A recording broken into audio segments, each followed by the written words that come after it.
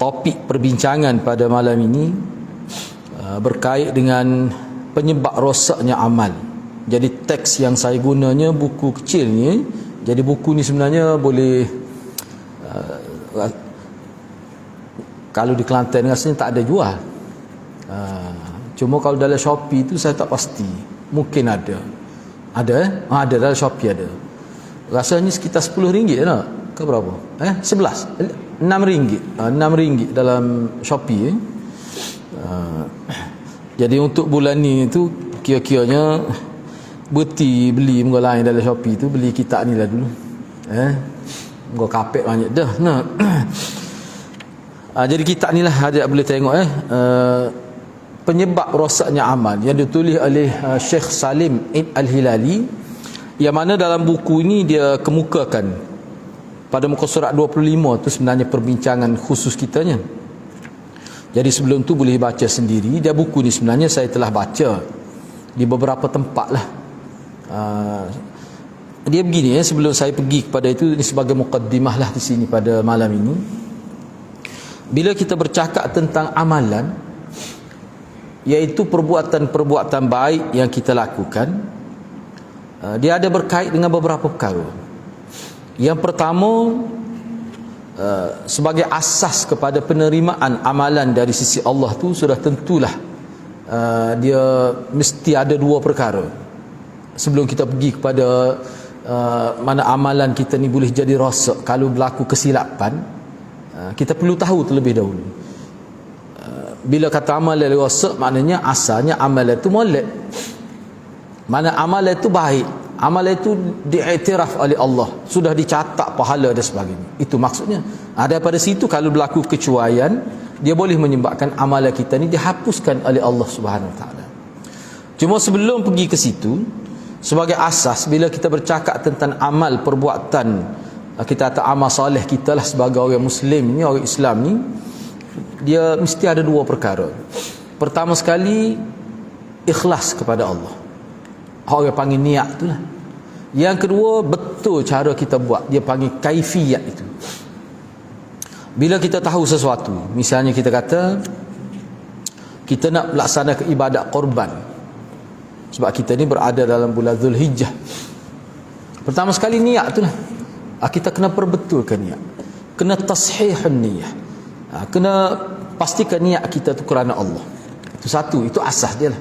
Yang kedua, ibadat yang kita nak buat tu kita kena tahu bagaimana Nabi buat. Mana bila ada dua perkara ni, kira-kiranya ibadat kita akan diterima oleh Allah Subhanahu Wa Taala. Jadi terima itu pula dia tidak jelas. Allah saja Maha tahu. Allah terima tu, Allah beri pahala sebanyak mana, itu pun kita tak tahu. Sebab amal kebaikan yang kita buat dari sudut pahala yang kita dapat itu termasuk dalam perkara ghaib. Seperti mana dosa kita, bila kita lakukan kesalahan, adalah dosa. Sebanyak mana dosa, wallahu alam. Begitu juga pahala. Dan pahala ni dia tidak sama. Walaupun perbuatan itu sama kita buat, dia tidak sama. Sebab dia bergantung pada keadaan seseorang itu. Di segi niat dia, cara dia buat tu tepat ataupun tidak dengan Rasulullah. Apa yang Rasulullah buat telah tepat ataupun tidak. Saya ambil contoh mudah begini. Misalnya kita salat. Tadi kita salat maghrib, kita kata 3 rakaat. Jadi salat maghrib itu imam pun seorang. Kita pun berada di saf yang sama seperti orang lain juga, di masjid yang sama.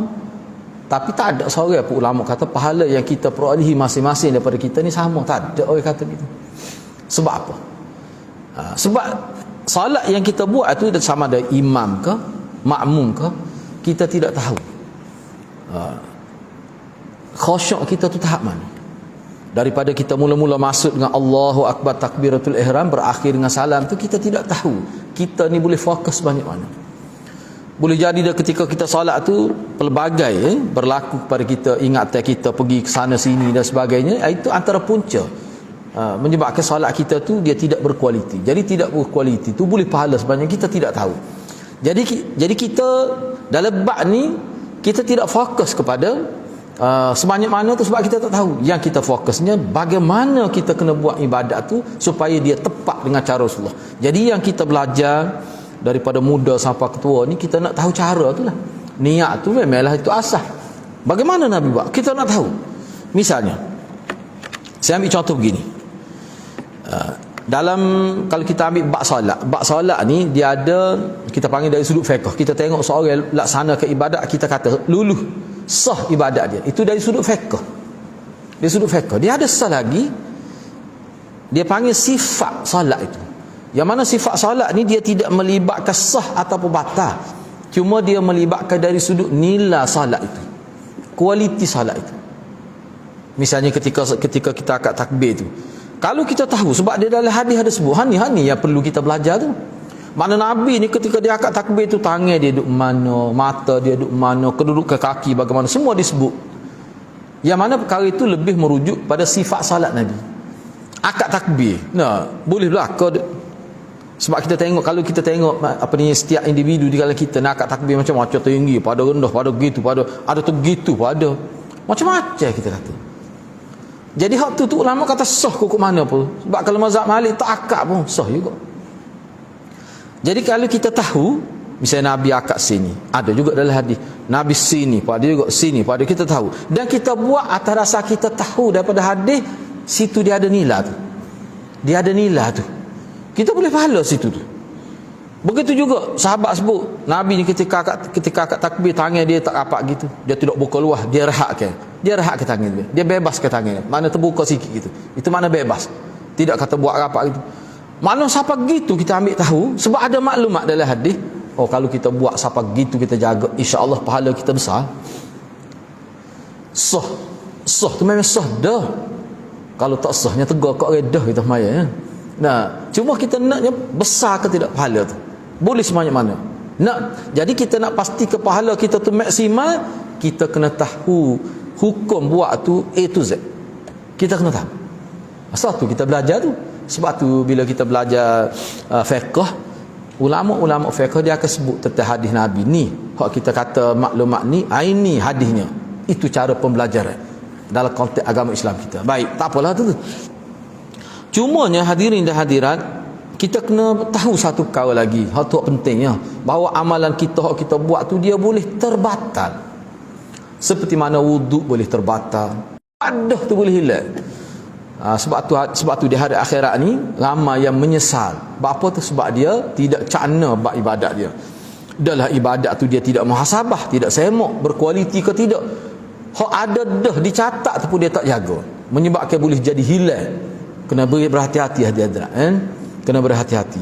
Dia tuai kitab ni tuai lain, ada seorang ulama lain, Mahmud Al-Misri tu, dia tulis pula kitab. Dia kumpul 40 amalan yang mana kalau kita buat, Allah akan hapuskan dosa kita. Hak ni kalau kita buat jadi hilang pahala. Makna pahala yang tu Allah catat tu jadi hilang kalau kita buat 18 perkara sebut ni berdasar pada riwayat daripada Nabi, berdasar pada hadis. Kalau dalam kitab ni Profesor Dr. Mahmud Al-Misri dia sebut 40 amalan kalau kita buat dia boleh menghilangkan dosa-dosa yang kita lakukan. Tu dosa tu makna dosa kecil lah, bukan dosa besar. Dia boleh hilang. Jadi cuma ni kita nak bincang malam ni dulunya. Sebagai kitab ni kita kena jaga amalan kita. Kalau tidak dia boleh hilang begitu saja tanpa kita sedari. Dahlah kita tak tahu sebanyak mana, hilang dah pula dia. Tu bahayalah. Baik. Cuma sebelum itu, sebab ni muqaddimah, saya nak sebut satu poin lagi yang sangat penting juga. Bahawa setiap orang panggil perbuatan dosa yang kita buat ni memang dicatat oleh malaikat. Itu tak ada khilaf. Cumanya sebagai tanda rahmat Allah Subhanahu Wa Taala, mana dosa-dosa kita buat tu dia boleh hilang melalui taubat. Itu kalau dosa besar lah.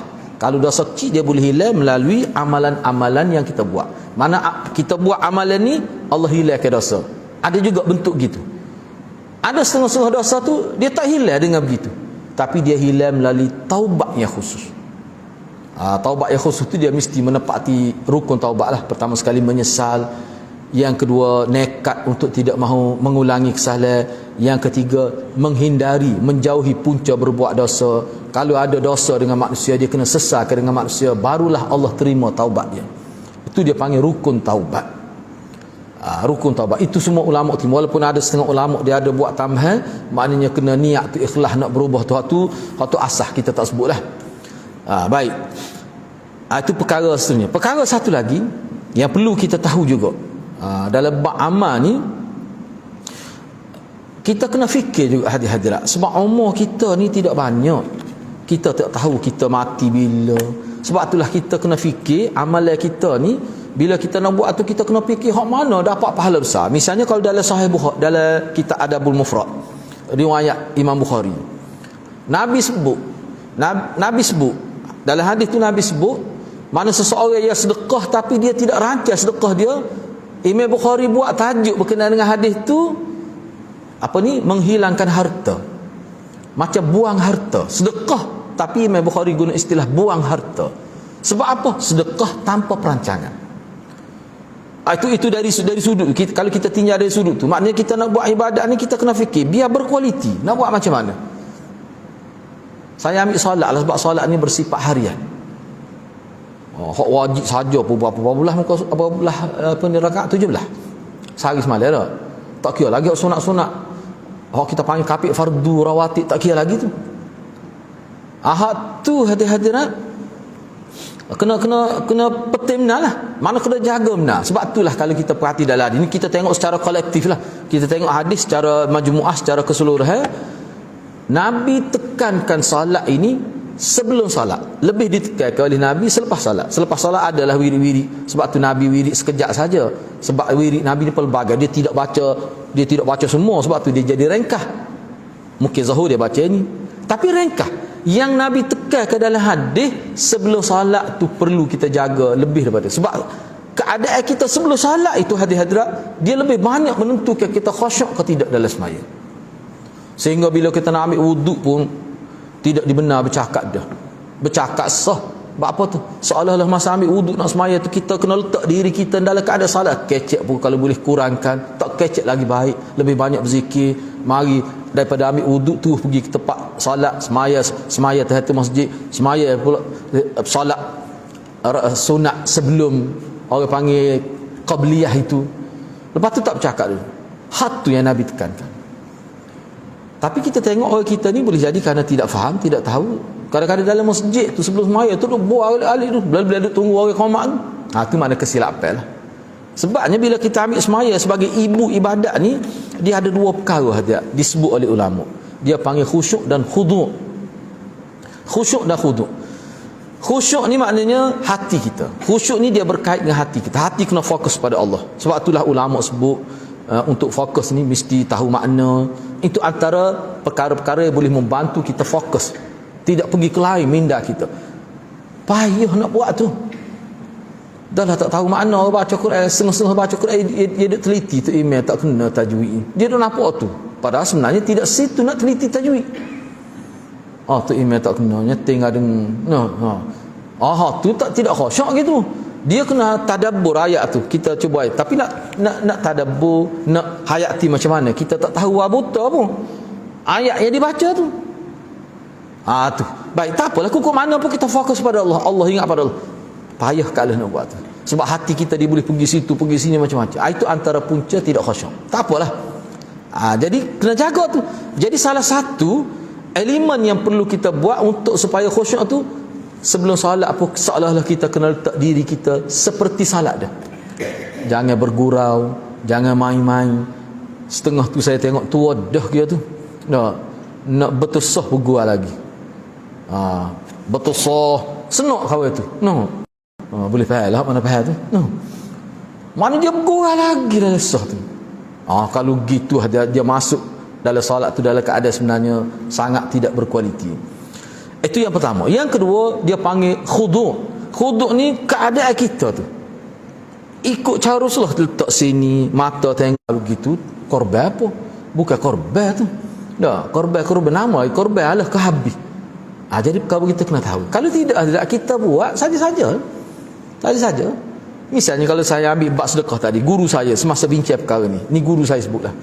Kita kena fikir lah. Ni bab sedekah saya sebut tadi dalam kitab dalam kitab Al-Adabul Mufrad tu. Saya ambil satu contoh, ni guru saya sebut dulu, ingat lagi. Contoh yang mudah kita faham. Kita nak sedekah. Kita sedekah kepada orang kaya pun boleh pahala, tapi bagi saya nipis benar pahala tu. Jadi bagaimana kita nak pastikan sedekah kita betul-betul sampai kepada orang yang betul-betul memerlukan? Kena tahu, kena ada ilmu situ. Ilmu tentang orang yang kita nak beri tu. Sebab tu kalau tanya saya kan, bagi saya lah, mungkin ni kita sebut secara umum. Kadang-kadang kalau dalam satu mungkin tu, masjid lebih tahu siapa yang miskin. Biasanya begitu. Sebab masjid ni dia ada data. Ni pengalaman saya pernah urus masjid beberapa tahun. Memang kita tahu dalam kampung ni siapa dia miskin tegak. Kita siasat sehingga anak dia pergi sekolah, kita pergi jumpa lagi guru. Siapa guru kata ni pelajar hak tak bawa duit poket pergi sekolah ni. Dan senara. Kita boleh tahu. Makna orang biasa orang masjid ni dia pergi sampai situ. Jadi makna pada orang masjid ni kadang-kadang lebih utama. Sebab apa?